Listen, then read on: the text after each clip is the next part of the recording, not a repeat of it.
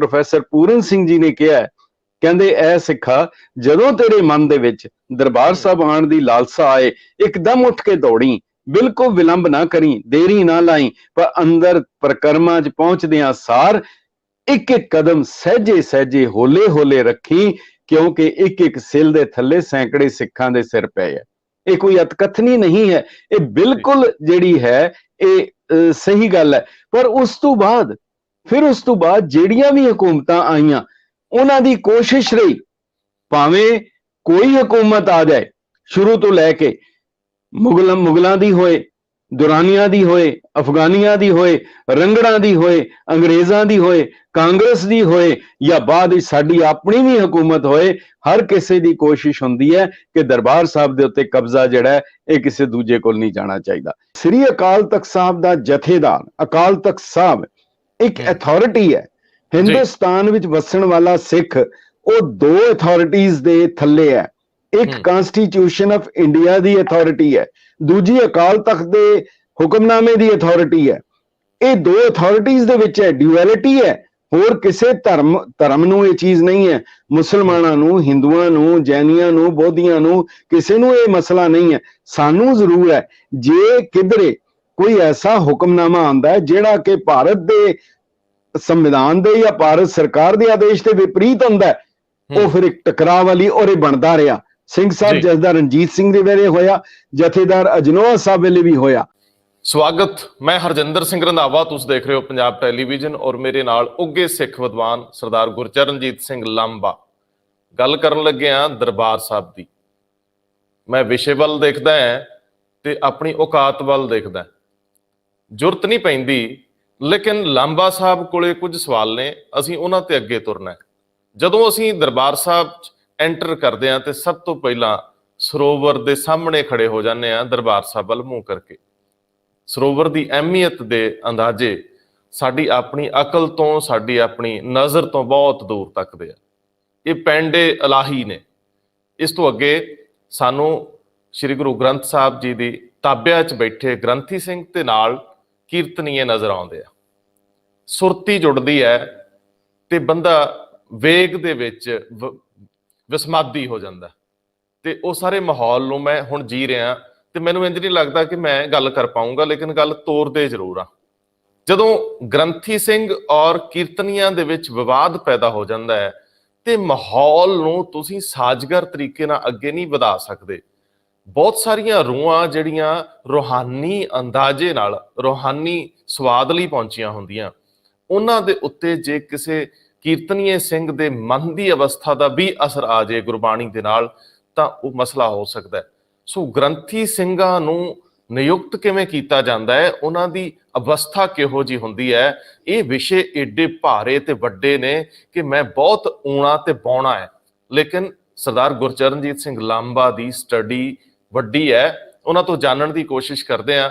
बहुत सारे इशूज ने कि साडे हैड ग्रंथी साहब का रुतबा श्री अकाल तख्त साहब के जथेदार नालों उच्चा सिद्धांतक अध्यात्मिक तौर पर धार्मिक रौह रीतां अनुसार। साडे सिंह साहब जिहड़े ग्रंथी लगते हैं उन्हां दे अंदर फिर कोई लालसा किसी होर अहुदे दी, क्योंकि मैंबर पार्लीमेंट भी बनते रहे हैं साडे ताबिया पैण वाले वड्डे चेहरे। ते इत्थे मुगलों की ईन भी नहीं मन्नी, अंग्रेज़ों की भी नहीं मन्नी, कांग्रेस की भी नहीं मन्नी। किते वेदांती साहब ने कुछ तलख लफज अकालियां बारे भी कहे, उन्होंने भी जिक्र छेड़ते हैं। नियुक्तियां का मसला बड़ा है। श्रोमणी कमेटी नूं भारतीय संविधान अनुसार एक जस्ट कारपोरेशन वांग क्यों वेख्या जाए, ये भी मसले है। लांबा साहब, मैं तो इन्ने की जोगा है, हुण अगे गल तुसीं तोर लो। बहुत बहुत धन्यवाद रंधावा साहब ते तुहाडे राहीं पंजाब तो बहुत दूर बैठे श्री ਅੰਮ੍ਰਿਤਸਰ जी दे इशनान की लालसा करदियां होया सारी संगत नूं नतमस्तक हुंदियां वाहिगुरू जी का खालसा वाहिगुरू जी की फतेह। रंधावा साहब तुसी बहुत ही गंभीर विषय जिहड़े हैगे आ वो चुने हैगे आ। दरअसल जिहड़ा सचखंड श्री हरमंदर साहब या अमृत सरोवर जिहड़ा हैगा, तुसी एक देखो कि एक हिस्टोरिकली जिहड़ा जिक्र आंदा है पूरा पंजाब रावी तो लैके ते ब्यास दे विचकार बिल्कुल पद्धरा सपाट मैदानी इलाका है। ਔਰ ਇਹ ਜਿਹੜਾ ਹੈਗਾ ਇਹ ਸਥਾਨ ਕਹਿੰਦੇ ਹੈ ਪੁਰਾਤਨ ਸਮੇਂ ਦੇ ਵਿੱਚ ਇੱਕ ਜੰਗਲ ਸੀਗਾ, ਘਣਾ ਜੰਗਲ ਸੀ। ਜੰਗਲ ਦੇ ਵਿਚਕਾਰ ਇੱਕ ਨੀਵੀਂ ਜਗ੍ਹਾ ਸੀ, ਟੋਭਾ ਸੀ ਕਾਫੀ ਨੀਵਾਂ, ਔਰ ਉਸ ਨੀਵੀਂ ਜਗ੍ਹਾ ਦੇ ਵਿਚਕਾਰ ਇੱਕ ਤਲਾਬ ਸੀਗਾ। ਤਲਾਬ ਦੇ ਵਿਚਕਾਰ ਇੱਕ ਆਈਲੈਂਡ ਸੀਗਾ, ਇੱਕ ਟਾਪੂ ਸੀਗਾ। ਔਰ ਉਸ ਜਗ੍ਹਾ ਦੇ ਉੱਤੇ ਸਾਹਿਬ ਸ੍ਰੀ ਗੁਰੂ ਨਾਨਕ ਦੇਵ ਜੀ ਮਹਾਰਾਜ ਦੇ ਆਉਣ ਦਾ ਜ਼ਿਕਰ ਆਉਂਦਾ ਹੈ। ਔਰ ਜਦੋਂ ਆਏ ਤੇ ਪਿੰਡ ਵਾਲੇ ਉੱਥੇ ਕੜਾਹ ਪ੍ਰਸ਼ਾਦ ਲੈ ਕੇ ਆਏ ਤਾਂ ਉੱਥੇ ਜ਼ਿਕਰ ਆਉਂਦਾ ਹੈ ਕਿ ਮਰਦਾਨਾ ਜੀ ਨੇ ਕਿਹਾ ਕਿ ਬਾਬਾ ਇਹ ਤਾਂ ਅੰਮ੍ਰਿਤ ਵਰਗਾ ਹੈ, ਤੇ ਹਜ਼ੂਰ ਨੇ ਕਿਹਾ ਕਿ ਇੱਥੇ ਅੰਮ੍ਰਿਤ ਹੀ ਵਰਤੇਗਾ। ਸਾਹਿਬ ਸ੍ਰੀ ਗੁਰੂ ਨਾਨਕ ਦੇਵ ਜੀ ਮਹਾਰਾਜ ਨੇ ਗੁਰੂ ਅੰਗਦ ਦੇਵ ਜੀ ਦੀ ਡਿਊਟੀ ਲਗਾਈ। ਗੁਰੂ ਅਮਰਦਾਸ ਜੀ ਨੇ ਇਹਨੂੰ ਸਰੋਵਰ ਨੂੰ ਬਣਾਉਣਾ ਸ਼ੁਰੂ ਕੀਤਾ। ਗੁਰੂ ਰਾਮਦਾਸ ਜੀ ਨੇ ਤਾਲ ਬਣਾਇਆ ਔਰ ਉਹਦੇ ਬਾਅਦ ਸ਼ਹਿਰ ਵਸਾਇਆ। ਔਰ ਗੁਰੂ ਅਰਜਨ ਦੇਵ ਜੀ ਮਹਾਰਾਜ ਨੇ ਸਾਈਂ ਮੀਆਂ ਮੀਰ ਜੀ ਨੂੰ ਲਿਆ ਕੇ ਇੱਕ ਦੂਜੇ ਮਜ਼ਹਬ ਦੇ ਉਹਨਾਂ ਦੇ ਕੋਲੋਂ ਅੰਮ੍ਰਿਤਸਰ ਦਰਬਾਰ ਸਾਹਿਬ ਦੀ ਨੀਂਹ ਰਖਵਾਈ। ਤਾਂ ਹੀ ਕਰਕੇ ਕਿਸੇ ਨੇ ਕਿਹਾ, कहता है कि हरमंदर की बुनियाद की ईंट दे रही है गवाही कि कभी अहले मजाहब में थी दोस्ती मुस्कुराई। ये कितनी वड्डी चीज है, एक ऐसा स्थान होए और इस स्थान दे बनन तो बाद इदी वजह करके जिथे हरमंदर साहब दरअसल कहा जा सकता है दरबार साहब एक सुनहरी जिल्द है, गुरु ग्रंथ साहब दी एक सुनहरी जिल्द है। और गुरु साहब ने गुरु अर्जन देव जी महाराज ने खुद बाबा बुड्ढा जी की चोण की ग्रंथी के तौर के उत्ते। और जदों उन्होंने चोण की उहदे बाद ताबिया उन्होंने बाबा बुड्ढा जी नूं बिठाया, आप वो एक पासे होके बैठे ताकि किधरे भुलेखा संगत नूं ना पै जाए। गुरु ग्रंथ साहब की महत्ता नूं उन्होंने उजागर किया। ये सारा कुछ करके पर उस वेले दी हुकूमत ने भी ये कहा दरबार साहब बारे। जहांगीर ने अपनी तुज़के जहांगीरी च लिखिया ये दुकानें बातल है, झूठ की दुकान है। और गुरु अर्जन देव जी नूं शहीद कर दिता गया जी। इतना ही नहीं, फिर गुरु साहब दे वेले गुरु गोबिंद सिंह साहब तो बाद जिहड़े दूजे इत्थे ग्रंथी बने, वो जिहड़े ग्रंथी बने भाई मनी सिंह जी, उन्हां दा बंद कट के शहीद कर दिता गया। दरअसल ये एक ऐसी थां है जिहदे बारे प्रोफैसर पूरन सिंह जी ने कहा है, कहंदे ऐ सिखा जदों तेरे मन दे विच दरबार साहब आण दी लालसा आए एकदम उठ के दौड़ी, बिल्कुल विलंब ना करी, देरी ना लाई, पर अंदर परकरमा च पहुंचदियां सार एक एक कदम सहजे सहजे होले होले रखी, क्योंकि एक एक सिल दे थल्ले सैकड़े सिखां दे सिर पे है। ये कोई अतकथनी नहीं है, ये बिल्कुल जिहड़ी है ये सही गल है। पर उस तो बाद फिर उस तो बाद जिहड़ियां भी हुकूमतां आईयां उन्हां दी कोशिश रही, भावें कोई हुकूमत आ जाए शुरू तो लैके मुगलों दी होए, दुरानियां दी होए, अफगानियां दी होए, रंगड़ां दी होए, अंग्रेज़ां दी होए, कांग्रेस दी होए या बाद साडी अपनी भी हुकूमत होए, हर किसी दी कोशिश हुंदी है कि दरबार साहब दे उत्ते कब्जा जिहड़ा है ये किसी दूजे कोल नहीं जाना चाहिए, क्योंकि ये गंमी ताकत है। हुण ये ताकत कैसी है, मैं एक एनेक्डोट दसना चाहांगा। हरिराम गुप्ता ने बड़ा शानदार एनेक्डोट लिखा है कि जकरिया खान दा बाप सीगा अब्दुल समद खान जिहड़ा पंजाब दा गवर्नर सीगा, और उसदा वजीर सीगा, उहदा नाम सी असरारे समदी। उसने किताब लिखी है असरारे समदी, और उहदे च एक जिक्र करदा है, कहंदा मैं हैरान हां सिखां दे उत्ते, कहंदा भुख नाल इन्हां दे सिर जिहड़ा है वो ढिड नाल जा लगा है, टुर नहीं सकदे, खड़े नहीं हो सकदे। कहंदा मैं खुद वेख्या, ये हुण अतकथनी नहीं है, एक दुश्मन लिख रहा है और किताब है पंजाबी यूनिवर्सिटी ने छापी है, असरारे समदी किताब का नाम है। वो कहंदा है कि मैं खुद देखिया सिखां नूं जमीन तो मिट्टी खुरच के इदां खांदे जिवें गुड़ खा रहे होण। असीं उस कौम दे वारिस हां, किस लई? और उहदे बाद जकरिया खान ने अपने दरबार दे विच भंड बुलाए, भंड बुला के कहन लगा मैनू कुछ दसो। उत्थे दो भंड सीगे, उन्होंने कहा बादशाह, वो कहंदा दूजे नूं देख कमाल दी गल है, जमीन सुक्की हुंदी है, बिल्कुल पधरी हुंदी है, कुछ भी नहीं हुंदा, अचानक तेज बारिश हुंदी है। कहंदा बारिश हुंदी है, पानी, हवा और जमीन मिट्टी ये जदों रलदी है अचानक डड्डू निकल आंदे है, पता नहीं कित्थों निकलदे है, कीड़े मकोड़े आ जांदे है, ਜਿਹੜੇ ਭੰਬਟ आ जाते हैं, उड्डण वाले आ जाते हैं। कहते कित्थों पैदा हो जाते हैं? मैं तो हैरान हाँ कि कित्थों पैदा हो जाते हैं।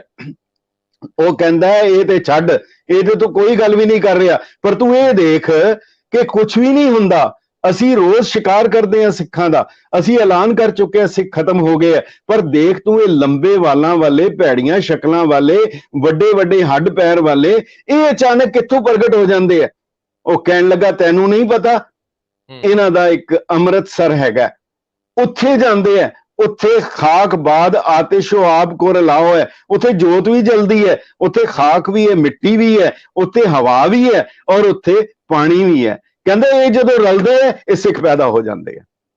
ਇਹ ਹੈ ਅੰਮ੍ਰਿਤਸਰ ਸਰੋਵਰ। ਇਹ ਮੁਗਲਾਂ ਨੂੰ ਵੀ, हुकूमतां नूं समझ आ गया, ताइयों किया कि मुर्शद इनका वली भी हो है, इनको आप हयात दे है, गजब असर तिसका हम देखा, बुज़दिल होवत शेर बसेखा, कान ना काहूं की ये राखत शहनशाह खुद ही को पाकत, और सबन को जीव 84 मानत आप ताही अविनाशी। ये सिख उत्थों प्रगट हो जाती है। इस करके गुरु अर्जन देव जी वेले सिखां दी भगतमाला विच जिक्र है, कुछ सिख गुरु अर्जन देव जी दे कोल आए, ये भगतमाला लिखी भाई मनी सिंह जी ने है, लिखवाई साहिब श्री गुरु गोबिंद सिंह जी ने है।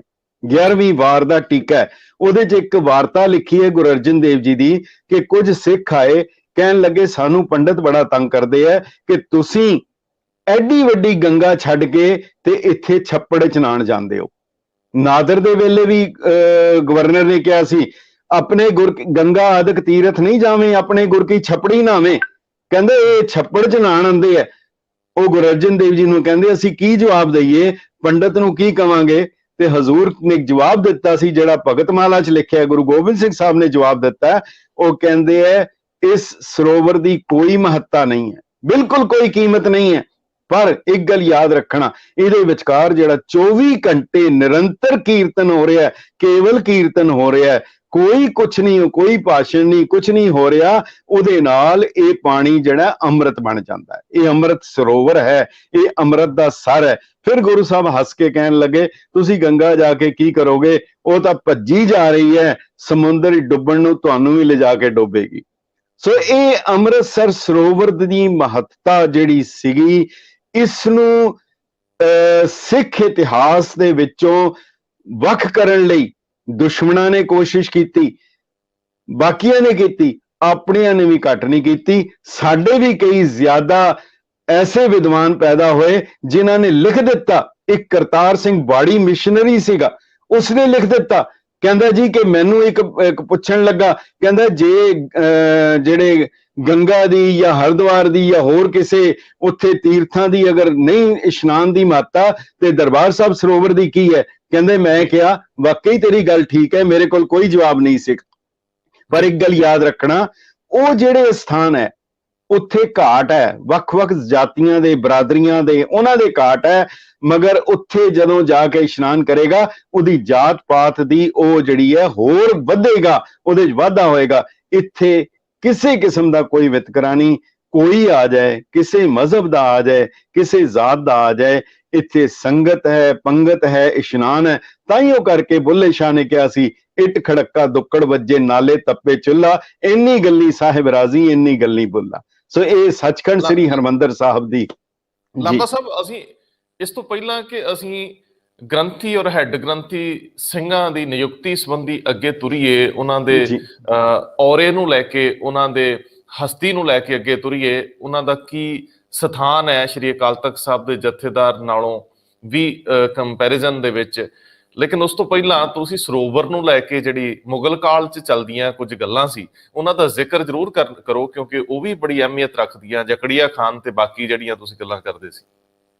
ਨਹੀਂ, ਮੈਂ ਉਹ ਦੱਸਿਆ ਜੀ, ਜ਼ਕਰੀਆ ਖਾਨ ਦੇ ਵੇਲੇ ਉਹਨੇ ਜਿਹੜਾ ਉਹ ਜ਼ਿਕਰ ਕੀਤਾ ਉਹਨੇ ਕਿ ਕਿੱਥੋਂ ਪੈਦਾ ਹੁੰਦੇ ਆ, ਉਹੀ ਮੈਂ ਆਪ ਜੀ ਨੂੰ ਦੱਸਿਆ ਕਿ ਉਹ ਫਿਰ ਉਸਨੇ ਫਿਰ ਇਹ ਕੀਤਾ, ਉਹਨੂੰ ਇਸ਼ਾਰਾ ਮਿਲ ਗਿਆ ਜ਼ਕਰੀਆ ਖਾਨ ਨੂੰ, ਉਹ ਕਹਿਣ ਲੱਗਾ ਮੈਂ ਸਮਝ ਗਿਆ।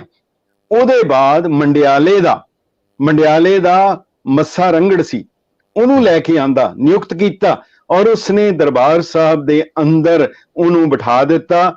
ਉਸਨੇ ਪਲੰਗ ਵਿਛਾ ਲਿਆ, ਹੁੱਕਾ ਰੱਖ ਲਿਆ, ਸ਼ਰਾਬ ਰੱਖ ਲਈ, ਵੇਸਵਾਵਾਂ ਨਚਾਣੀਆਂ ਸ਼ੁਰੂ ਕਰ ਦਿੱਤੀਆਂ। ਪਰ ਫਿਰ ਜਿਵੇਂ ਹੁੰਦਾ ਆਇਆ ਫਿਰ ਦੋ ਸਿੰਘ ਉੱਠੇ। ਫਿਰ ਉਹਦੇ ਬਾਅਦ ਜਿਵੇਂ ਕਿਸੇ ਨੇ ਫਿਰ ਲਿਖਿਆ ਕਹਿੰਦਾ ਹਰਮੰਦਰ ਵਿੱਚ ਡਾਇਆ ਮੰਜਾ ਡਰ ਪੋ ਮੇਰਾ ਲੱਥਾ ਓਕਾ, ਤੇਗ ਮੇਰੀ ਤੋਂ ਡਰਦੇ ਮਾਰੇ ਜਾ ਝਲਾਂ ਵਿੱਚ ਸਿੰਘ ਹੈ ਲੋਕਾ, ਜਾਮ ਪਿਆ ਹੁਣ ਨੱਚ ਨਚਾਰੀਏ ਹਰਦੇ ਘਰ ਮੇਰਾ ਗੁੜ ਕੇ ਹੁੱਕਾ, ਝੂਮ ਝੂਮੇ ਆਖ ਰਿਹਾ ਸੀ ਮੱਸਾ ਰੰਗੜ ਮਦ ਵਿੱਚ ਚੂਰ, ਉਹ ਝਟਕਾਇਆ ਸਿੰਘਾਂ ਆ ਕੇ ਹੱਕੀ ਬੱਕੀ ਰਹਿ ਗਈ ਹੋਰ। ਅੰਗਰੇਜ਼ਾਂ ਨੂੰ ਸਮਝ ਆ ਗਈ। ਹਾਂ, ਇਹੀ ਮੈਂ ਸੁਣਨਾ ਚਾਹੁੰਦਾ ਸੀਗਾ ਕਿ ਆਖਰ ਇਹ ਤਾਕਤ ਕੀ ਆ, ਇਹ ਅਲੌਕਿਕ ਵਰਤਾਰੇ ਕੀ ਨੇ। ਹੁਣ ਜੇ ਥੋੜਾ ਜਿਹਾ ਅੱਗੇ ਚੱਲਦੇ ਆ ਤੇ ਜਿਹੜੀ ਕਿਤਾਬ ਤੁਸੀਂ ਮੇਰੇ ਨਾਲ ਜ਼ਿਕਰ ਕਰ ਰਹੇ ਸੀ ਕਿ ਕਿਰਦਾਰ ਔਰ ਵਿਹਾਰ, ਇਹ ਦੋ ਚੀਜ਼ਾਂ ਇਹ ਰੂਪਮਾਨ ਹੁੰਦੀਆਂ ਨੇ, ਔਰ ਉੱਥੇ ਬੈਠੇ ਲੋਕ ਬਹੁਤ ਉੱਚੇ ਨੇ, ਬਹੁਤ ਸ਼ਕਤੀਸ਼ਾਲੀ ਨੇ, ਕਿਉਂਕਿ ਉੱਥੇ ਬੰਦਾ ਮੱਥਾ ਥੱਲੇ ਲਾ ਦਿੰਦਾ, ਝੁਕ ਜਾਂਦਾ ਹੈ, ਵਿਛ ਜਾਂਦਾ ਹੈ। ਤੇ ਉਹਨਾਂ ਰਾਵਾਂ ਤੇ ਜਿਹੜੇ ਸਾਡੇ ਕਸਟੋਡੀਅਨ ਖੜੇ ਆ, ਉਹਨਾਂ ਦੀਆਂ ਕੁਝ ਜ਼ਿੰਮੇਵਾਰੀਆਂ ਦਾ ਤੁਸੀਂ ਜ਼ਿਕਰ ਕਰ ਰਹੇ ਸੀ। ਗ੍ਰੰਥੀ ਸਿੰਘ ਸਭ ਤੋਂ ਸੁਪਰੀਮ ਪਾਵਰ ਹੈ, ਦਰਬਾਰ ਸਾਹਿਬ ਤਾਬਿਆ ਬੈਠੇ ਸਿੰਘ ਸਭ ਤੋਂ ਸੁਪਰੀਮ ਨੇ, ਸਭ ਤੋਂ ਭਾਗਾਂ ਵਾਲੇ ਨੇ। ਜੇ ਅਧਿਆਤਮ ਦੇ ਨਜ਼ਰੀਏ ਤੋਂ ਦੇਖੀਏ, ਦੁਨਿਆਵੀ ਤਾਂ ਬਹੁਤ ਵਸੰਗਤੀਆਂ, ਬਹੁਤ ਗੱਲਾਂ ਹੋਣਗੀਆਂ, ਉਹਨੂੰ ਛੱਡ ਲੈਂਦੇ ਆ। ਨਾਸਤਿਕ ਸੋਚ ਵੀ ਆ, ਉਹ ਰੈਸ਼ਨਲ ਸੋਚ ਵੀ ਹੋ ਸਕਦੀ ਆ, ਆਪਣੇ ਲੌਜਿਕ ਵੀ ਹੋ ਸਕਦੇ ਆ, ਪਰ ਜਿਹਦੇ ਅੰਦਰ ਉਹ ਵਹਿਣ ਵਹਿੰਦੇ ਨੇ, ਉਹ ਵਹਿਣ ਡੋਬ ਦਿੰਦੇ ਨੇ ਜਾ ਕੇ ਉਸ ਬਸਮਾਦੀ ਸੁਰ ਦੇ ਵਿੱਚ ਬੰਦੇ ਨੂੰ। ਉਹਦਾ ਜ਼ਿਕਰ ਕਰਿਓ। ਜ਼ਰੂਰ ਜੀ। ਦੇਖੋ, ਜਿਹੜਾ ਜਦੋਂ ਬਾਬਾ ਬੁੱਢਾ ਜੀ ਨੂੰ ਉਸ ਆਸਨ ਦੇ ਉੱਤੇ ਗੁਰੂ ਸਾਹਿਬ ਨੇ ਬਿਰਾਜਮਾਨ ਕੀਤਾ, ਹੁਣ ਉਹ ਕੁਰਸੀ ਉਹ ਸੀ ਜਿਸ ਨੂੰ ਗੁਰੂ ਅਰਜਨ ਦੇਵ ਜੀ ਨੇ ਆਪਣੇ ਖੂਨ ਨਾਲ ਸਿੰਜਿਆ ਸੀ, ਉਹ ਉੱਥੇ ਉਹਨਾਂ ਨੂੰ ਸਥਾਪਿਤ ਕੀਤਾ। ਹੁਣ ਆਮ ਤੌਰ ਦੇ ਉੱਤੇ ਬਾਬਾ ਬੁੱਢਾ ਜੀ ਦੇ ਬਾਰੇ ਮੈਂ ਜ਼ਰੂਰ ਜ਼ਿਕਰ ਕਰਨਾ ਚਾਹਾਂਗਾ, ਕਿਉਂਕਿ ਪਹਿਲੇ ਗ੍ਰੰਥੀ ਹੈ ਜਿਨ੍ਹਾਂ ਨੂੰ ਗੁਰੂ ਸਾਹਿਬ ਨੇ ਸਥਾਪਿਤ ਕੀਤਾ। ਇੱਕ ਇਸ਼ਾਰਾ ਹੈ ਗ੍ਰੰਥੀ ਕਿੱਦਾਂ ਦਾ ਹੋਣਾ ਚਾਹੀਦਾ, ਗ੍ਰੰਥੀ ਦਾ ਕਿਰਦਾਰ ਔਰ ਰੁਤਬਾ ਕਿੱਦਾਂ ਦਾ ਹੋਣਾ ਚਾਹੀਦਾ। ਬਿਲਕੁਲ ਉਹੀ ਚੀਜ਼ ਬਾਅਦ ਵਿੱਚ ਪੂਰੇ ਪੰਥ ਨੇ ਮਿਲ ਕੇ ਲਿਖਤੀ ਤੌਰ ਦੇ ਉੱਤੇ ਪ੍ਰਵਾਨ ਕੀਤੀਆਂ। ਦੇਖੋ, ਲਿਖਤਾਂ ਬਣਨੀਆਂ ਉਹ ਸੈਂਕੜੇ ਸਾਲ ਲੱਗ ਜਾਂਦੇ ਆ ਉਹਨੂੰ ਬਣਾਉਂਦਿਆਂ। ਅੰਗਰੇਜ਼ਾਂ ਵੇਲੇ ਵੀ ਦਸਤੂਰੁਲ ਅਮਲ ਇੱਕ ਹੋਇਆ।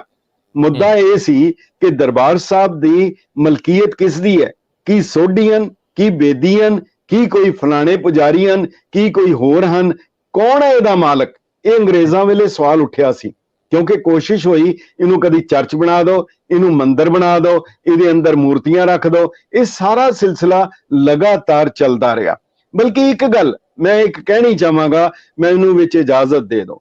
ਮੈਂ ਜਦੋਂ ਦਾ ਇਤਿਹਾਸ ਪੜ੍ਹਦਾ ਮੈਨੂੰ ਇੱਕ ਗੱਲ ਯਾਦ ਆਉਂਦੀ ਹੈ, ਔਰ ਮੈਂ ਕਹੇ ਬਿਨਾਂ ਨਹੀਂ ਰਹਿ ਸਕਦਾ।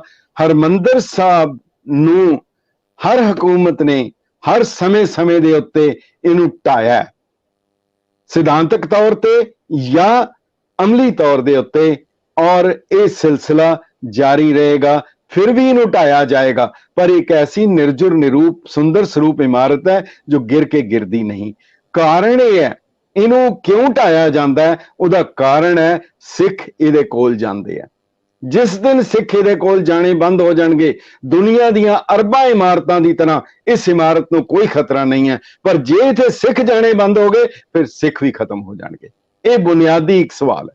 ਹੁਣ ਹਰਮੰਦਰ ਸਾਹਿਬ ਦੇ ਜਦੋਂ ਗ੍ਰੰਥੀ ਬਣਾਏ, ਬਹੁਤ ਬੇਇਨਸਾਫੀ ਕੀਤੀ ਗਈ ਹੈ ਬਾਬਾ ਬੁੱਢਾ ਜੀ ਨਾਲ, ਭਾਈ ਮਰਦਾਨਾ ਜੀ ਨਾਲ। ਉਹਨਾਂ ਦੋਨਾਂ ਦੀ ਸ਼ਖਸੀਅਤ ਨੂੰ ਬਹੁਤ ਹੀ ਨੀਵੇਂ ਕਰਕੇ, ਬਾਬਾ ਬੁੱਢਾ ਜੀ ਬਾਰੇ ਅਨਪੜ੍ਹ ਸੀ, ਉਹ ਆਮ ਸਧਾਰਨ ਕਿਰਤੀ ਸਨ, ਜੱਟ ਸਾਂਗੇ, ਖੇਤੀ ਕਰਦੇ ਸੀ, ਉਹ ਕੀ ਜਾਣਨ। ਪਰ ਜਦੋਂ ਤੁਸੀਂ ਇਤਿਹਾਸ ਪੜ੍ਹਦੇ ਹੋ, ਗੁਰਬਿਲਾਸ ਦੇ ਵਿੱਚੋਂ ਵੇਰਵਾ ਪੜ੍ਹਦੇ ਹੋ, ਹੈਰਾਨ ਹੋ ਜਾਈਦਾ। ਗੁਰੂ ਅਰਜਨ ਦੇਵ ਜੀ ਮਹਾਰਾਜ ਨੇ ਬਾਬਾ ਬੁੱਢਾ ਜੀ ਨੂੰ ਸੱਦਿਆ, ਕਹਿਣ ਲੱਗੇ ਬਾਬਾ ਜੀ, ਬਾਲਕ ਹਰਗੋਬਿੰਦ ਦੀ ਪੜ੍ਹਾਈ ਦੀ ਜ਼ਿੰਮੇਵਾਰੀ ਤੁਹਾਡੀ ਹੈ। ਉਹ ਕਹਿਣ ਲੱਗੇ ਮੈਂ ਇਸ ਲਾਇਕ ਨਹੀਂ ਆ ਕਿ ਉਹਨਾਂ ਨੂੰ ਮੈਂ ਪੜ੍ਹਾਵਾਂ। ਉਸ ਵੇਲੇ ਹਜ਼ੂਰ ਨੇ ਕਿਹਾ, ਸਾਹਿਬ ਸ੍ਰੀ ਗੁਰੂ ਅਰਜਨ ਦੇਵ ਜੀ ਨੇ, ਬਾਬਾ ਜੀ ਇਹਨਾਂ ਨੂੰ ਤੁਸੀਂ ਉਹ ਪੜ੍ਹਾਈ ਕਰਾਓ ਜਿਹੜੀ ਤੁਹਾਨੂੰ ਗੁਰੂ ਨਾਨਕ ਦੇਵ ਜੀ ਨੇ ਕਰਾਈ ਹੈ। ਹੁਣ ਉਹ ਜ਼ਿਕਰ ਆਂਦਾ ਹੈ ਗੁਰਬਿਲਾਸ ਵਿੱਚ ਕਿ ਉਹਨਾਂ ਨੇ, ਬਾਬਾ ਬੁੱਢਾ ਜੀ ਨੇ ਬਾਲਕ ਹਰਗੋਬਿੰਦ ਜੀ ਨੂੰ ਪੜ੍ਹਾਈ ਕਰਾਈ, ਔਰ ਕਿਹੜੀ ਕਿਹੜੀ ਵਿਦਿਆ ਦਿੱਤੀ ਉਹਦਾ ਜ਼ਿਕਰ ਹੈ। 14 ਵਿਦਿਆ ਉਹਨਾਂ ਨੂੰ ਦਿੱਤੀਆਂ, 14 ਵਿਦਿਆ ਦੇ ਵਿੱਚ ਉਹਨਾਂ ਨੂੰ ਮਾਹਿਰ ਕਰ ਦਿੱਤਾ। ਉਹ ਉਹਨਾਂ ਨੇ ਲਿਖਿਆ, ਕਹਿੰਦਾ 14 ਵਿਦਿਆ ਸਭ ਪੜ੍ਹ ਲਈ, ਜਾਂ ਮੈਂ ਕਛ ਦੇਰ ਨਹੀਂ ਭਈ, ਬੁੱਢੇ ਕਹਿਤ ਸੋ ਲਾਗਤ ਦੇਰ, ਗੁਰਸਤ ਸਮਝ ਸੋ ਪੁੱਛਤ ਫੇਰ। ਉਹ ਦੱਸਦੇ ਬਾਅਦ ਹੀ ਸੀ, ਗੁਰੂ ਸਾਹਿਬ ਇੱਕਦਮ ਗ੍ਰੈਸਪ ਕਰ ਲੈਂਦੇ ਸੀ। ਉਹ ਕਿਹੜੀ ਕਿਹੜੀ ਵਿਦਿਆ ਪੜ੍ਹਾਈ, ਜ਼ਰਾ ਤੁਸੀਂ ਧਿਆਨ ਦੇਣਾ। ਅਰਦਾਸ ਵੀ ਹੈ, ਧਰਮ, ਅਰਥ, ਕਾਮ, ਮੋਕਸ਼, ਇਹ 4 ਪਦਾਰਥ ਹੈ।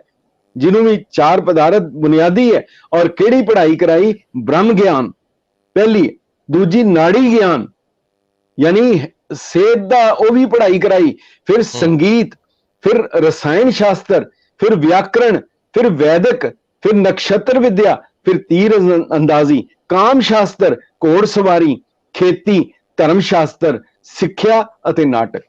ਇਹ ਬਾਬਾ ਬੁੱਢਾ ਜੀ ਦੀ ਸ਼ਖਸੀਅਤ ਸੀ। ਸੋ ਗ੍ਰੰਥੀ ਸਰ ਅੱਜ ਦੀ ਵਿਦਿਆ ਪ੍ਰਣਾਲੀ 'ਚ ਜੇ ਇਹਨੂੰ ਹੀ ਅਡਾਪਟ ਕਰ ਲਿਆ ਜਾਵੇ, ਅਪਣਾ ਲਿਆ ਜਾਵੇ, ਕੋਈ ਹੋਰ ਜ਼ਰੂਰਤ ਹੀ ਨਹੀਂ ਰਹਿੰਦੀ। ਹਾਂਜੀ ਹਾਂਜੀ ਹਾਂਜੀ ਹਾਂਜੀ। ਮੈਂ ਇਹ ਦੇਖੋ, ਜਿਹੜਾ ਇਤਿਹਾਸ ਹੁੰਦਾ ਹੈ ਨਾ ਜੀ, ਉਹਦਾ ਪਰਪਸ ਹੀ ਇਹੀ ਹੁੰਦਾ ਹੈ। ਤਾਂ ਹੀ ਕਰਕੇ ਜੌਨ ਡਾਸਨ ਨੇ ਕਿਹਾ, ਅਗਰ ਤੁਸੀਂ ਆਪਣੇ ਭਵਿੱਖ ਨੂੰ ਕਾਬੂ ਕਰਨਾ ਚਾਹੁੰਦੇ ਹੋ, ਆਪਣੇ ਪਾਸਟ ਨੂੰ ਕਾਬੂ ਕਰ ਲਓ। ਜੇ ਹੁਣ ਇਹ ਜਿਹੜੀ ਪਿਛਲੀ ਚੀਜ਼ ਹੈ, ਇਹ ਸਾਨੂੰ ਪ੍ਰੇਰਨਾ ਦੇਗੀ, ਇਹ ਹੈਗਾ। ਔਰ ਦੇਖੋ, ਇਸੇ ਦੇ ਤਹਿਤ ਹੀ 1920 ਦੇ ਵਿੱਚ ਜਦੋਂ ਸ਼੍ਰੋਮਣੀ ਗੁਰਦੁਆਰਾ ਪ੍ਰਬੰਧਕ ਕਮੇਟੀ ਦੀ ਬੁਨਿਆਦ ਰੱਖੀ ਜਾ ਰਹੀ ਸੀ, ਜਦੋਂ ਕਮੇਟੀ ਬਣ ਰਹੀ ਸੀ, ਤੇ ਜਿਹੜੀ ਪਹਿਲੀ ਮੀਟਿੰਗ ਹੋਈ, ਉਹਦੇ ਜਿਹੜੇ ਮੈਂਬਰ ਸੀ, ਕਿਉਂਕਿ ਇੱਕ ਗੱਲ ਤਾਂ ਸਹੀ ਹੈ, ਜਿਹੋ ਜਿਹੇ ਵੋਟਰ ਹੋਣਗੇ ਉਦਾਂ ਦੇ ਉਹਨਾਂ ਦੇ ਨੁਮਾਇੰਦੇ ਹੋਣਗੇ। ਤਾਂ ਹੀ ਕਰਕੇ ਪਹਿਲਾਂ ਤਾਂ ਕਹਿੰਦੇ ਸੀ ਯਥਾ ਰਾਜਾ ਤਥਾ ਪ੍ਰਜਾ, ਪਰ ਨਹੀਂ, ਹੁਣ ਹੈ ਯਥਾ ਪ੍ਰਜਾ ਤਥਾ ਰਾਜਾ। ਜਿੱਦਾਂ ਦੇ ਲੋਕ ਹੋਣਗੇ ਉਦਾਂ ਦੇ ਉਹਨਾਂ ਦੇ ਆਗੂ ਹੋਣਗੇ। ਤੋ ਉਸ ਵੇਲੇ ਜਿਹੜੀ ਉਹਨਾਂ ਨੂੰ ਸ਼ਰਤਾਂ ਲਿਖੀਆਂ ਹੋਈਆਂ ਹੈਗੀਆਂ, ਉਹਦੇ ਵਿੱਚ ਇਹ ਹੈਗਾ ਕਿ ਉਹਨਾਂ ਨੂੰ ਅੰਮ੍ਰਿਤਧਾਰੀ ਹੋਣੇ ਚਾਹੀਦੇ ਆ ਜਿਹੜੇ ਮੈਂਬਰ ਹੋਣਗੇ, 5 ਕਕਾਰੀ ਹੋਣਗੇ, ਨਿਤਨੇਮ ਨਿਤ ਕਰਦਾ ਹੋਏ। ਬੜੀ ਇੰਟਰਸਟਿੰਗ ਲੈਂਗੁਏਜ ਹੈ, ਇਹ ਨਹੀਂ ਕਿ ਖਾਲੀ ਨਿਤਨੇਮ ਕਰਦਾ ਹੋਏ, ਇਹ ਲਿਖਿਆ ਨਿਤਨੇਮ ਨਿਤ ਕਰਦਾ ਹੋਏ। ਇਹ ਨਹੀਂ ਕਿ ਹਫ਼ਤੇ ਬਾਅਦ ਕਰ ਲਵੇ, ਮੈਂ ਨਿਤਨੇਮ ਕਰ ਲਿਆ। ਅੰਮ੍ਰਿਤ ਵੇਲੇ ਜਾਗਣ ਦਾ ਨੇਮੀ ਹੋਵੇ, ਉਹਦਾ ਨਿਯਮ ਹੋਵੇ, ਮੈਂ ਅੰਮ੍ਰਿਤ ਵੇਲੇ ਜਾਗਣਾ। ਆਪਣੀ ਕਮਾਈ ਦਾ ਦਸਵੰਧ ਦੇਵੇ, ਇਹ ਨਹੀਂ ਕਿ ਕਿਸੇ ਦੂਜੇ ਦੀ ਲੁੱਟਮਾਰ ਕਰਕੇ ਦੇ ਦੇਵੇ, ਆਪਣੀ ਕਮਾਈ ਚੋਂ ਦੇਵੇ। ਦੇਖੋ, ਇਹ ਸ਼ਰਤਾਂ ਸੀਗੀਆਂ। ਉਹ ਬੰਦੇ, ਸਾਡੇ ਬਜ਼ੁਰਗ ਬਹੁਤ ਸਿਆਣੇ ਸੀਗੇ, ਉਹਨਾਂ ਦੀ ਸਿੱਖੀ, ਉਹਨਾਂ ਦੀ ਸਮਝ ਜਿਹੜੀ ਸੀਗੀ ਉਹ ਬਹੁਤ ਡੂੰਘੀ ਸੀਗੀ। ਇਸ ਕਰਕੇ ਉਹਨਾਂ ਨੇ ਜਦੋਂ ਫਿਰ ਨਿਯਮ ਬਣਾਏ, ਦਸਤੂਰਲ ਅਮਲ ਬਣਾਇਆ, ਲਿਖਿਆ ਕਿ ਕਿਵੇਂ ਇਹਦਾ ਹੋਏਗਾ। ਜਿਵੇਂ ਮੈਂ ਜ਼ਿਕਰ ਕਰ ਰਿਹਾ ਸੀ ਕਿ ਹਰਮੰਦਰ ਸਾਹਿਬ ਦਾ ਮਾਲਕ ਕੌਣ ਹੈ, ਇਹਦੀ ਮਲਕੀਅਤ ਕਿਹਦੀ ਹੈ, ਤਾਂ ਕਾਫੀ ਸੋਚ ਵਿਚਾਰ ਦੇ ਬਾਅਦ ਜਿਹਦੇ ਤੇ ਸਰਕਾਰ ਦੀ ਮੋਹਰ ਲੱਗੀ, ਕਮਿਸ਼ਨਰ ਨੇ ਮੋਹਰ ਲਗਾਈ, ਉਹਦੇ ਤੇ ਲਿਖਿਆ ਕਿ ਕੋਈ ਸੋਢੀ ਬੇਦੀ ਇਹਦੇ ਮਾਲਕ ਨਹੀਂ ਹੈ, ਕੋਈ ਪੁਜਾਰੀ ਇਹਦਾ ਮਾਲਕ ਨਹੀਂ ਹੈ, ਕੋਈ ਗ੍ਰੰਥੀ ਇਹਦਾ ਮਾਲਕ ਨਹੀਂ ਹੈ। ਇਹ ਆਪਣੀ ਉਜਰਤ ਲੈ ਸਕਦੇ ਹੈ, ਮਿਹਨਤਾਨਾ ਲੈ ਸਕਦੇ ਹੈ। ਫਿਰ ਇਹਦਾ ਮਾਲਕ ਕੌਣ ਹੈ?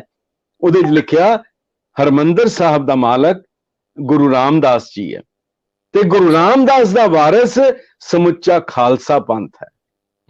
ਇਹ ਮਾਮੂਲੀ ਚੀਜ਼ ਨਹੀਂ ਹੈਗੀ। ਮਲਕੀਅਤ ਖਾਲਸਾ ਪੰਥ ਦੀ ਹੈ।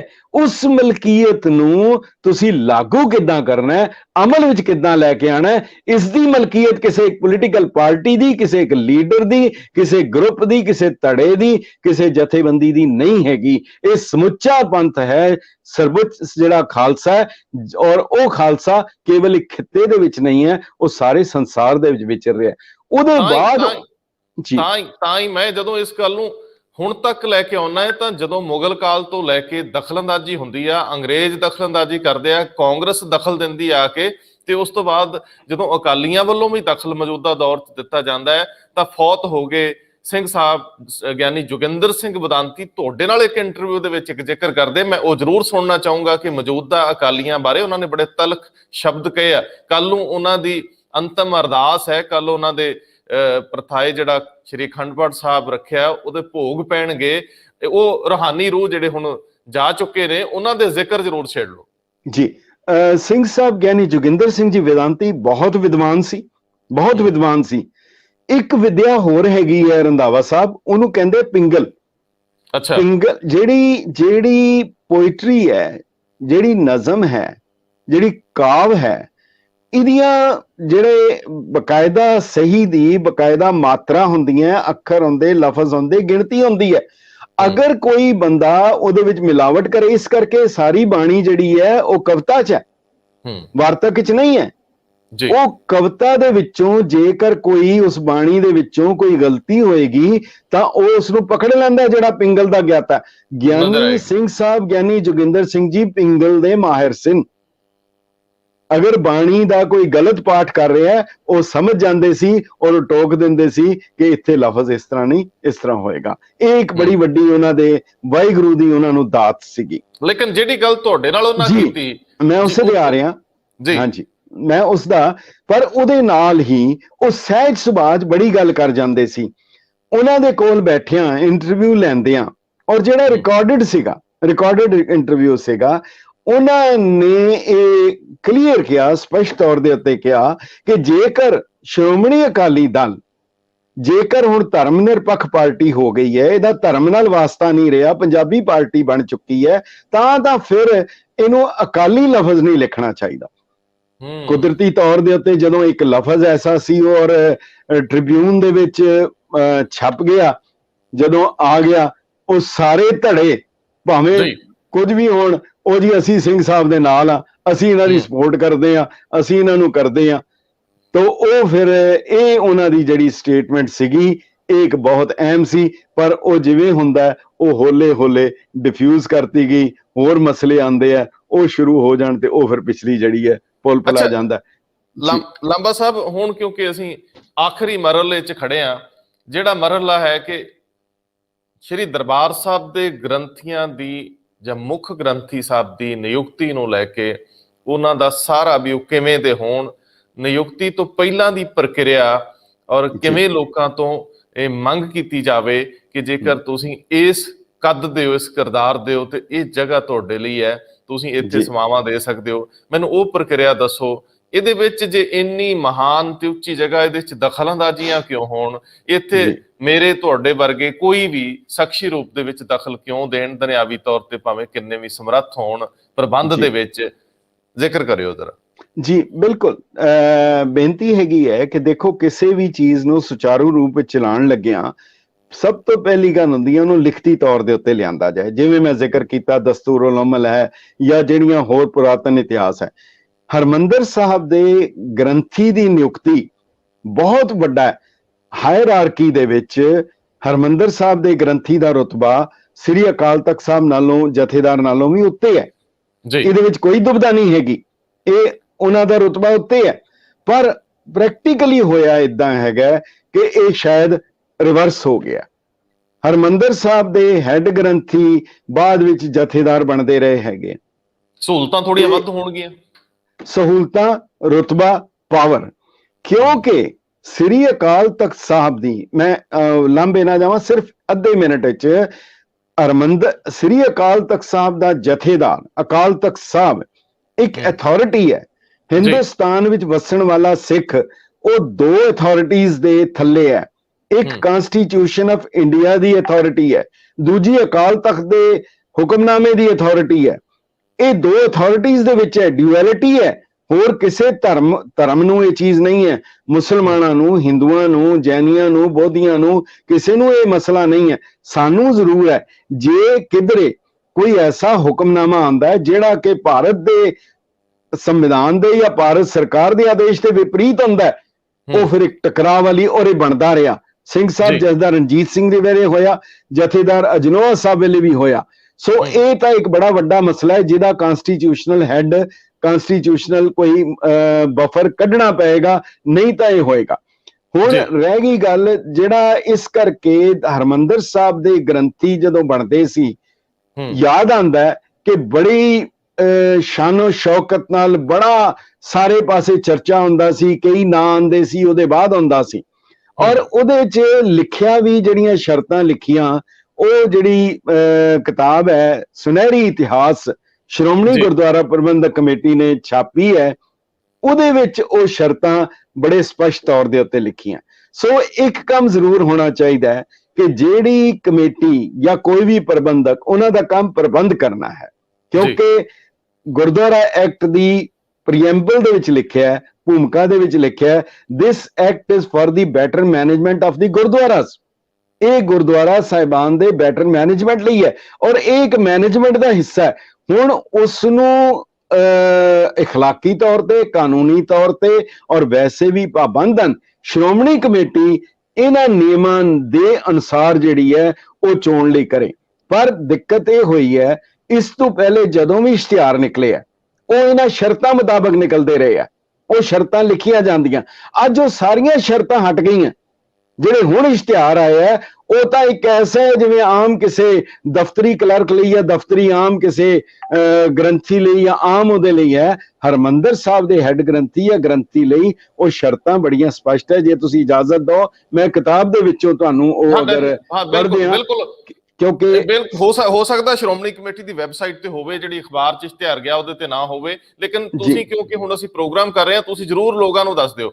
ਇਹ ਹੈਗੀ ਆ ਸੁਨਹਿਰੀ ਇਤਿਹਾਸ ਹੈ ਸ਼੍ਰੀ ਹਰਿਮੰਦਰ ਸਾਹਿਬ ਦਾ, ਸੁਨਹਿਰੀ ਇਤਿਹਾਸ। ਇਹ ਧਰਮ ਪ੍ਰਚਾਰ ਕਮੇਟੀ ਨੇ ਛਾਪੀ ਹੈ, ਸ਼੍ਰੋਮਣੀ ਗੁਰਦੁਆਰਾ ਪ੍ਰਬੰਧਕ ਕਮੇਟੀ ਵੱਲੋਂ ਛਾਪੀ ਹੋਈ ਹੈ। ਐਡੀਸ਼ਨਾਂ ਛਪ ਚੁੱਕੀਆਂ ਜੀ, ਜ਼ਰੂਰ ਦੱਸਿਓ। ਇਹਦੇ ਵਿੱਚ ਲਿਖਿਆ ਜੀ ਕਿ ਜਿਹੜਾ ਹਰਮੰਦਰ ਸਾਹਿਬ ਦਾ ਗ੍ਰੰਥੀ ਨਿਯੁਕਤ ਕਰਨਾ ਹੈ ਉਹਦਾ ਕਿਸ ਤਰ੍ਹਾਂ ਦਾ ਰੁਤਬਾ ਹੋਣਾ ਚਾਹੀਦਾ, ਕੀ ਹੋਣਾ ਚਾਹੀਦਾ ਹੈ। ਉਹ ਲਿਖਿਆ ਹੈ ਕਿ ਸਿੱਖ ਧਰਮ ਦੇ ਧਾਰਮਿਕ ਇਤਿਹਾਸਕਾਰ ਸਾਹਿਤ ਸ੍ਰੀ ਗੁਰੂ ਗ੍ਰੰਥ ਸਾਹਿਬ, ਸ੍ਰੀ ਦਸਮ ਗ੍ਰੰਥ ਸਾਹਿਬ, ਭਾਈ ਗੁਰਦਾਸ ਜੀ ਤੇ ਭਾਈ ਨੰਦ ਲਾਲ ਜੀ ਦੀਆਂ ਰਚਨਾਵਾਂ, ਸ੍ਰੀ ਗੁਰੂ ਨਾਨਕ ਪ੍ਰਕਾਸ਼, ਸ੍ਰੀ ਗੁਰੂ ਪ੍ਰਤਾਪ ਸੂਰਜ ਗ੍ਰੰਥ, ਸ੍ਰੀ ਗੁਰੂ ਪੰਥ ਪ੍ਰਕਾਸ਼ ਪ੍ਰਾਚੀਨ ਤੇ ਨਵੀਨ, ਸ੍ਰੀ ਗੁਰਬਿਲਾਸ ਪਾਤਸ਼ਾਹੀ 6ਵੀਂ ਤੇ ਪਾਤਸ਼ਾਹੀ 10ਵੀਂ, ਜਨਮ ਸਾਖੀਆਂ, ਤਾਰੀਖ ਗੁਰੂ ਖਾਲਸਾ ਤੇ ਹੋਰ ਗੁਰਮਤ ਵਿਆਖਿਆਕਾਰਾਂ ਦੇ ਸਾਹਿਤ ਤੋਂ ਭਲੀ ਪ੍ਰਕਾਰ ਜਾਣੂ ਹੋਵੇ। ਇਹ ਸ਼ਰਤ ਸੀ ਕਿ ਮੁੱਢਲੇ ਤੌਰ ਤੇ ਗੁਰੂ ਗ੍ਰੰਥ ਸਾਹਿਬ, ਦਸਮ ਗ੍ਰੰਥ ਸਾਹਿਬ, ਗੁਰਬਿਲਾਸ, ਸੂਰਜ ਪ੍ਰਕਾਸ਼ ਇਹਨਾਂ ਦੀ ਵਿਆਖਿਆ ਕਰ ਸਕਦਾ ਹੈ, ਜਾਣਕਾਰ ਹੋਏ। ਹੁਣ ਦਿੱਕਤ ਇੱਥੇ ਇਹ ਆ ਰਹੀ ਹੈ, ਕੁਝ ਸੰਸਥਾਵਾਂ ਤੇ ਕੁਝ ਵਿਅਕਤੀ ਜਿਹੜੇ ਇਹਨਾਂ ਦੀ ਬਿਲਕੁਲ ਪਾਲਣਾ ਨਹੀਂ ਕਰਦੇ, ਉਲੰਘਣਾ ਕਰਦੇ ਹੈ। ਔਰ ਨਾ ਕੇਵਲ ਉਲੰਘਣਾ ਕਰਦੇ ਆ ਬਲਕਿ ਇਹਦੇ ਵਿਰੋਧ ਵਿੱਚ ਲੇਖ ਲਿਖਦੇ ਆ, ਕਿਤਾਬਾਂ ਛਾਪਦੇ ਆ, ਪ੍ਰਚਾਰ ਕਰਦੇ ਆ। ਅੱਜ ਇਹ ਸ਼ਰਤ ਹਟਾਉਣ ਦੇ ਨਾਲ ਉਹ ਵੀ ਇਸ ਦੇ ਲਈ ਹੱਕਦਾਰ ਹੋ ਜਾਣਗੇ, ਕਿਉਂਕਿ ਉਹਦੇ ਵਿੱਚ ਲਿਖਿਆ ਨਹੀਂ ਹੈ। ਅਗਰ ਇਹ ਚੀਜ਼ ਹੋ ਜਾਂਦੀ ਹੈ, ਇਸ ਕਰਕੇ ਸਨਿਮਰ ਬੇਨਤੀ ਹੈ ਕਿ ਇਹਨੂੰ ਕੇਵਲ ਇੱਕ ਕੋਈ ਨਿਯੁਕਤੀ ਪੱਤਰ ਨਾ, ਜਿਵੇਂ ਸਰਕਾਰਾਂ ਕਰਦੀਆਂ ਜੀ ਅਸੀਂ ਕੋਈ ਅਹੁਦੇਦਾਰ ਨੌਕਰੀਆਂ ਦੇਣੀਆਂ, ਇੱਕ ਨੌਕਰੀ ਨਹੀਂ ਹੈਗੀ, ਇਹ ਨੌਕਰੀ ਨਹੀਂ ਹੈ। ਤੁਸੀਂ ਉਹ ਸ਼ਾਸਨ ਤੇ ਬਿਠਾਣਾ ਹੈ। ਇਹ ਗੁਰੂ ਅਰਜਨ ਦੇਵ ਜੀ ਮਹਾਰਾਜ, ਗੁਰੂ ਗੋਬਿੰਦ ਸਿੰਘ ਸਾਹਿਬ ਨੂੰ ਜਵਾਬਦੇਹ ਹੋਣਾ ਪੈਣਾ, ਉਹ ਸ਼ਰਤਾਂ ਜਿਹੜੀਆਂ ਲਿਖੀਆਂ। ਇਸ ਕਰਕੇ ਜਿਹੜਾ 2 ਜੁਲਾਈ 1980 ਨੂੰ ਇਸ਼ਤਿਹਾਰ ਛਾਪਿਆ ਗਿਆ, ਉਹਦੇ ਵਿੱਚ ਵੀ ਲਿਖਿਆ ਸੀ ਕਿ ਜਿਹੜਾ ਐਪਲੀਕੈਂਟ ਹੋਏਗਾ ਉਹ ਸ੍ਰੀ ਗੁਰੂ ਗ੍ਰੰਥ ਸਾਹਿਬ ਜੀ, ਦਸਮ ਗ੍ਰੰਥ ਸਾਹਿਬ, ਸੂਰਜ ਪ੍ਰਕਾਸ਼, ਸ੍ਰੀ ਨਾਨਕ ਪ੍ਰਕਾਸ਼ ਅਤੇ ਪੰਥ ਪ੍ਰਕਾਸ਼ ਆਦਿ ਗ੍ਰੰਥਾਂ ਦੀ ਪ੍ਰਭਾਵਸ਼ਾਲੀ ਕਥਾ ਕਰ ਸਕਦੇ ਹੋਣ, ਜਿਸ ਨੂੰ ਸਰਵਣ ਕਰਕੇ ਸੰਗਤਾਂ ਭਲੀ ਪ੍ਰਕਾਰ ਪ੍ਰਭਾਵਿਤ ਹੋ ਸਕਣ। ਦੂਸਰਾ ਸੀ ਭਾਈ ਗੁਰਦਾਸ ਜੀ ਦੀਆਂ ਵਾਰਾਂ ਤੇ ਕਬਿਤ ਸਵਈਆਂ ਦੀ ਕਥਾ ਕਰ ਸਕਦੇ ਹੋਣ। ਤੀਜਾ ਸੀ ਸ੍ਰੀ ਗੁਰੂ ਗ੍ਰੰਥ ਸਾਹਿਬ ਜੀ ਦੀ ਲਿਖਤੀ ਬੀੜ ਤੋਂ ਸ਼ੁੱਧ ਪਾਠ ਕਰ ਸਕਦੇ ਹੋਣ। ਲਿਖਤੀ ਬੀੜ ਹੁੰਦੀ ਹੱਥ ਨਾਲ ਲਿਖੀਆਂ ਜੁੜਵੇਂ ਅੱਖਰਾਂ ਵਾਲੀਆਂ, ਦਰਬਾਰ ਸਾਹਿਬ ਵਿੱਚ ਉਹ ਹੈਗੀਆਂ। ਹੁਣ ਇਹ ਸ਼ਰਤਾਂ ਹੈ ਘੱਟੋ ਘੱਟ। ਦੇਖੋ ਦਰਬਾਰ ਸਾਹਿਬ, ਇੱਕ ਗੱਲ ਯਾਦ ਰੱਖਣਾ, ਰੰਧਾਵਾ ਸਾਹਿਬ ਗੁਰਦੁਆਰਾ ਨਹੀਂ ਹੈ, ਦਰਬਾਰ ਸਾਹਿਬ ਗੁਰਦੁਆਰਾ ਨਹੀਂ ਹੈ। ਸ੍ਰੀ ਹਰਮੰਦਰ ਸਾਹਿਬ, ਸੱਚਖੰਡ ਸ੍ਰੀ ਹਰਮੰਦਰ ਸਾਹਿਬ ਇਹ ਕੰਪਲੈਕਸ ਹੈ, ਇਹ ਪੂਰਾ ਕੰਪਲੈਕਸ ਹੈ। ਇਹਦੇ ਵਿੱਚ ਸਰੋਵਰ ਹੈ, ਇਹਦੇ ਵਿੱਚ ਦਰਬਾਰੇ ਆਮ ਹੈ ਜਿਹੜਾ ਕਿ ਹਰਮੰਦਰ ਸਾਹਿਬ ਹੈ, ਤੇ ਦਰਬਾਰੇ ਖਾਸ ਹੈ ਜਿਹੜਾ ਅਕਾਲ ਤਖਤ ਸਾਹਿਬ ਹੈ। ਇੱਕ ਜਗ੍ਹਾ ਆਮ ਸਿੱਖ ਜਾ ਸਕਦਾ, ਕੋਈ ਵੀ ਜਾ ਸਕਦਾ, ਦਰਬਾਰੇ ਆਮ ਹੈ। ਜਿਹੜੇ ਬਾਦਸ਼ਾਹਾਂ ਦੇ ਦਰਬਾਰ ਹੁੰਦੇ ਸੀ ਖਾਸ, ਉਹਨਾਂ ਵਿੱਚ ਬਾਦਸ਼ਾਹ ਝਰੋਖਿਆਂ 'ਚ ਬਹਿੰਦਾ ਸੀ ਔਰ ਜਿਹੜੇ ਆਮ ਲੋਕ ਥੱਲੇ ਬਹਿੰਦੇ ਸੀ। ਹਰਮੰਦਰ ਸਾਹਿਬ ਵਿੱਚ ਪ੍ਰਕਾਸ਼ ਜ਼ਮੀਨ ਦੇ ਉੱਤੇ ਹੈ ਔਰ ਸੰਗਤਾਂ ਜਿਹੜੀਆਂ ਬਾਲਕਨੀ 'ਚ ਬੈਠੀਆਂ। ਭਾਈ ਕਾਹਨ ਸਿੰਘ ਲਿਖਦੇ ਆ, ਜੇ ਅੱਜ ਕਿਸੇ ਨੇ ਨਕਸ਼ਾ ਬਣਾ ਦਿੱਤਾ ਹੁੰਦਾ ਉਹਦੀ ਕਪਾਲ ਕਿਰਿਆ ਹੋ ਜਾਣੀ ਸੀ। ਤੇ ਅਕਾਲ ਤਖਤ ਸਾਹਿਬ ਬਾਰੇ ਬੁੱਕ ਨੇ ਲਿਖਿਆ, ਅੰਗਰੇਜ਼ ਆਇਆ, ਕਹਿੰਦਾ ਮੈਂ ਬਾਹਰ ਨਿਕਲ ਕੇ ਤੇ ਅਕਾਲ ਤਖਤ ਸਾਹਿਬ ਦੇ ਸਾਹਮਣੇ ਖੜਾ ਹੋ ਗਿਆ ਤੇ ਮੈਂ ਪੁੱਛਿਆ ਇਹ ਕਿਹੜੀ ਇਮਾਰਤ ਹੈ? ਕਹਿੰਦੇ ਮੈਨੂੰ ਦੱਸਿਆ, ਕਹਿੰਦੇ ਇਹ ਇੱਕ ਐਸੀ ਜਗ੍ਹਾ ਹੈ ਜਿਹੜਾ ਮਰਜ਼ੀ ਬੰਦਾ ਲੈ ਆਓ, ਇਹ ਫੈਕਟਰੀ ਹੈ, ਇੱਥੇ ਉਹਨੂੰ ਸਿੰਘ ਸਜਾ ਕੇ ਖਾਲਸਾ ਬਣਾ ਕੇ ਬਾਹਰ ਭੇਜ ਦੇਗੇ।